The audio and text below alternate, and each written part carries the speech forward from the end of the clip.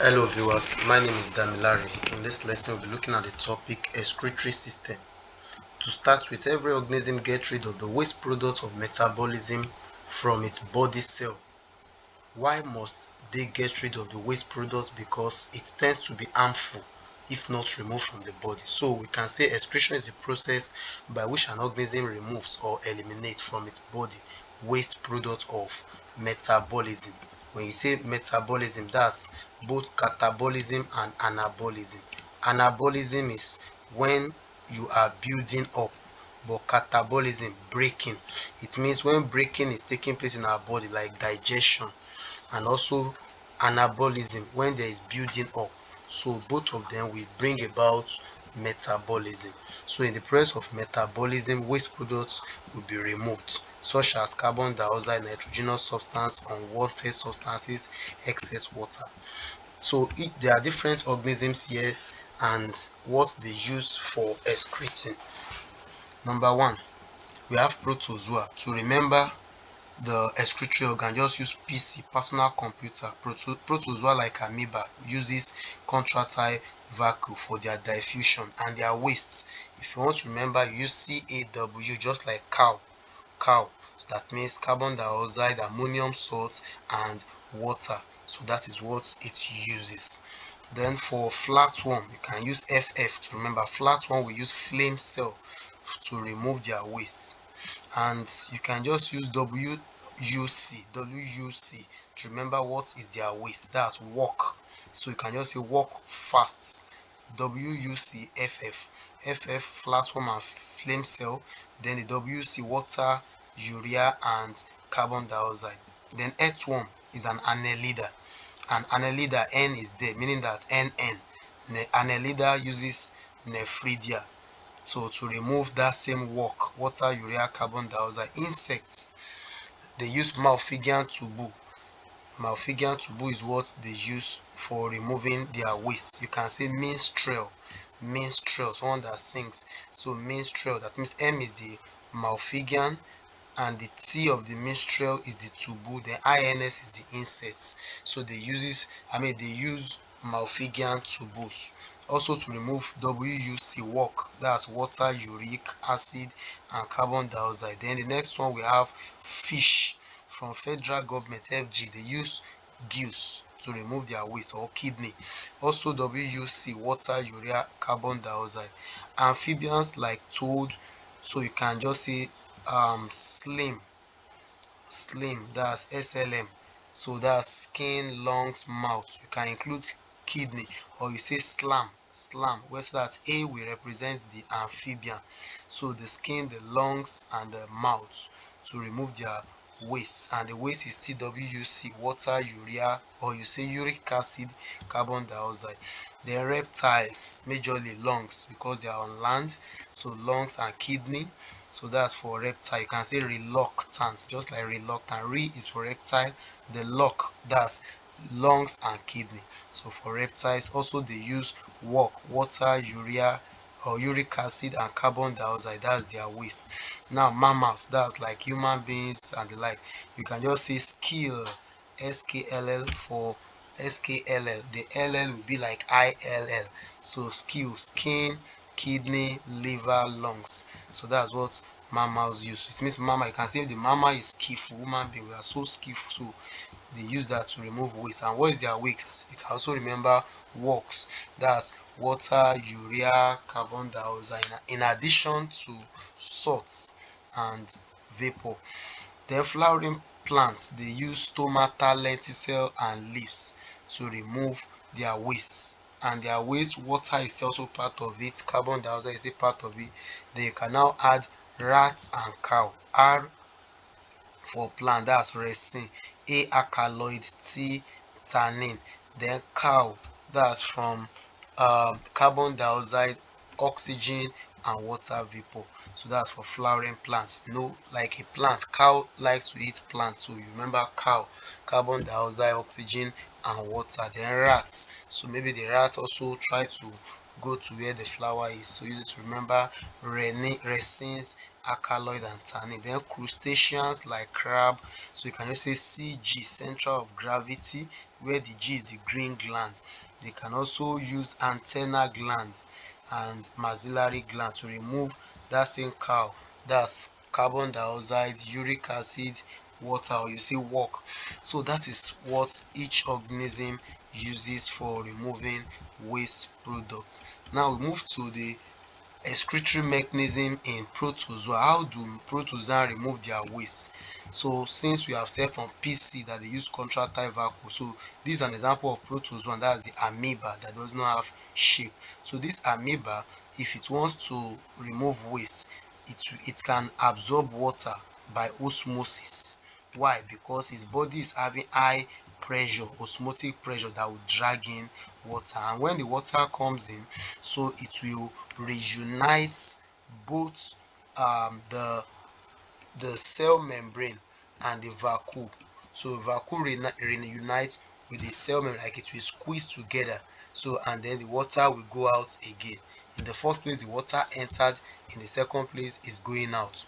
So just like a foam, a cloth that is soaked with water, when you press it, the water will go out. So that is how they operate. Then for flatworm, flame cell, this is the flame cell. There are um two canals inside this flame cell. So those two canals, they open, the two canals open into what? Dorsal surface. Dorsal is just like the back, dorsal surface. Apart from those two canals, they also have a tubule, a long tube, as you can see, excretory tubule. So another thing is they have cilia. There is a beating of the cilia that resemble a flame. So look at the cilia here, so as if there is a flame of fire. So and finally they do the work of filtration. Flatworm, they can filter. So from letter F, use it to remember. So filtration. And even looking at this, it looks like hand fan. So flame cell, so they are flatworm. So the next one we have earthworm. So when you look at earthworm, it uses nephridium, and there are different parts starting from the nephrostome, from the nephron, just like nephron. So you can say like a stone, the head look like stone, so you call it nephrostome. Then if you begin to come in, you first see a tiny narrow tube, ciliated, where cilia is there to drag in. So narrow tube, middle tube, then you will see the muscular tube, so that's NMT. You can say NMT, narrow tube, middle tube, muscular tube. So then if you come to the last part, you have the nephridiopore, so where waste will discharge outside. So nephridiopore, you can see where it's going to pour the waste from the nephridiopore, but where the certain things is entering, nephrostome, but where it's going out is nephridiopore. So that's for the earthworm. So then it also has segments. Earthworm is always segmented, so that's why the nephron, the nephridium, they are in segments. So we have, apart from the first three parts here, so that you will not see the segment there, and the last part you will not see the segment there, but other parts we have segment there. So where the nephridium is. Now we move to insects. How do they excrete? Remember, they use the malphigian tubule. They use malphigian, and in an insect you have midgut and we have rectum. So in between them we have the malphigian tubule for excretion. So this is the midgut, which is also called ileum, the small intestine, and this is the rectum. So you can see in between the midgut, from the word middle, in between, middle, between the midgut and the rectum. Rectum, you can see the rear part, the back is the rear part, the midgut, the middle. So in between them we have the flame cell, so which is used for excretion. Then that leads us to another aspect, which is excretory system in mammals. What do mammals use for removing waste? They use lungs to remove carbon dioxide and water. They use skin to remove sweat. They use the liver to remove bilirubin, a bipigment, from decomposition of hemoglobin. After the blood hemoglobin has been decomposed, so the bilirubin will come out. Then kidney, they remove water, mineral salt, urea, uric acid, and creatinine. Now let's look at the structure of a kidney. So from this structure of a kidney, we'll be looking at different parts. So the kidney, we call them organs, responsible for excretion to remove waste. They can remove nitrogenous waste, and they can also regulate. They regulate the water in the body. So if you look at these two that are here, this one are just for passage of blood. So then when you now come here, on top of the kidney itself, we now have adrenal. So this is adrenal gland on top of kidney, and this is the kidney itself. Take note, this is left, not right.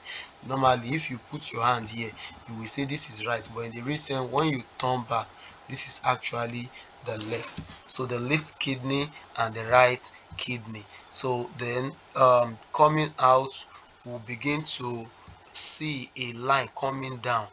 So that line or tube coming down, we call it ureter, from the word urine.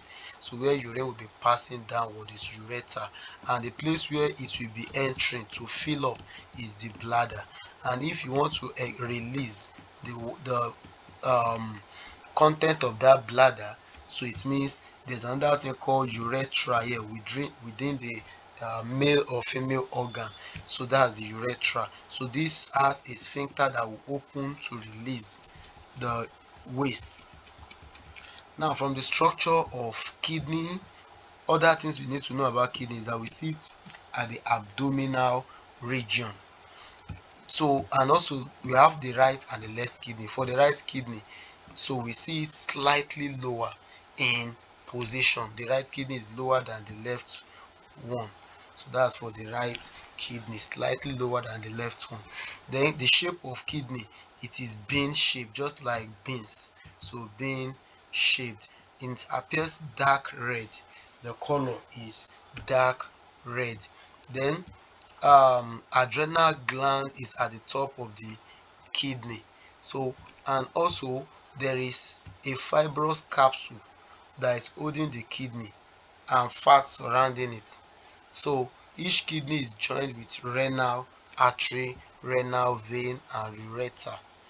So that is for the structure of kidney. So this is the real drawing. If you are told to label a kidney, so just take CMP, just like computer. So for the computer, what will happen? The outer part of the kidney is the cortex, so which is here. Medulla is the middle. Pelvis, that's the innermost parts of the kidney, so CMP. Then where the innermost part is, so you see this parts, so we can call it pyramid medulla. Pyramid medulla. So that's for the structure of the kidney. So we have said the cortex is the outer, so and that's where the artery and veins are formed. So that's the cortex. Then medulla, that's the inner. Medulla is the inner layer, and inside the medulla we have uriniferous tubule. That means where urine will pass, so it's in the medulla from the uriniferous tubules. Then pelvis, which we call the inner part. So this one will lead into the ureter. Ureter leads into the urinary bladder. So from this pelvis, it means as the urine is coming, so it means it will come to the ureter. Then from the ureter is going to urinary bladder. And that passage where the urine is passing, the name of that passage is called nephron, which is kidney tubule. So each kidney consists of about 1 million nephrons. So the nephron is otherwise known as functional unit of the kidney. That means that's where kidney where it begins its operation, from the nephron. So this is the nephron here. So nephron, it has afferent arteriole from renal artery. So that's the renal artery bringing in blood. So that's renal artery or afferent. So then the other one we have Okay, so let's just move in as the blood vessels are coming in. We have the Bowman's capsule, the one that is curved here, so just like a bow leg. So that's Bowman's capsule. Then in the middle we now have glomerulus to filter anything the blood is coming with. So that's glomerulus. Now we also have first proximal convoluted tubule. So it means this curve here is a tubule, but the first, so the first which is coming earlier before we move to the other side, so we call it proximal. That means it's very proximal, it's very close. So that's proximal convoluted tubule. Water, glucose, mineral salts, they are reabsorbed. Water, glucose and mineral salts, so they are reabsorbed. It means when the content of the blood escapes from this glomerulus after it has been screened, so there is a first proximal convoluted tubule here. So they will, so this one will also screen the blood contents. Then if there is water, glucose, mineral salts, these ones will be reabsorbed. So it will be reabsorbed. So that means we will try to send them back. So then we also have what we call cortex, we have medulla. So we have cortex and we have medulla. Okay, now if you want to continue the structure after the Bowman's capsule and the glomerulus, so this is just the brief drawing. That means after the artery, renal and the renal vein, this is the Bowman capsule, the glomerulus, then the passage here. So we call it, especially the one that is here, that's a proximal convoluted tubule. Then the curve here is called loop of Early. And then as you come in this direction, so it will become distal. So this is a distal convoluted tubule which leads to the what, to the urinary duct where urine will be going out. So that's for the nephron. So and inside the nephron there are different mechanism of urine formation. One of them is the ultrafiltration, which I've actually explained. That means they powerfully filter the blood contents. So that's ultrafiltration. They will powerfully filter the uh, the blood contents. So that's for the ultrafiltration. Now we also have selective reabsorption, which I've actually mentioned before. That means anyone that escapes from the screening so will be sent back again. So and that's what we call selective. They will select it. Reabsorption. The hormonal secretion, they will release hormone. Then formation and discharge of urine by the kidney. So formation and discharge of urine by the kidney.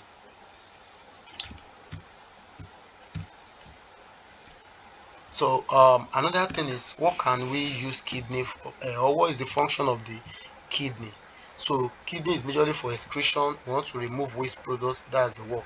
Osmoregulation, it will help you to balance water in your body.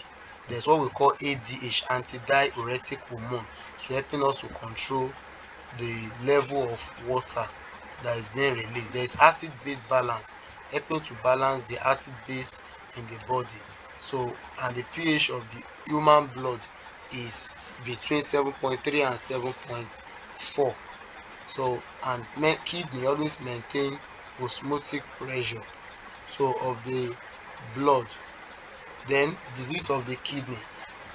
Kidney can be affected with nephritis. That's when there is inflammation of the nephron is burning, such that the unwanted materials from the blood will pass through that kidney parts and affect it. So that's nephritis. Kidney stone, so is another disease whereby once one is not urinating on time, so certain pebbles, materials can pile up and block the passage, so which is kidney stone. Then diuresis. That's excessive urination. Excessive urination. So that's just the major thing in excretory system. So thank you for listening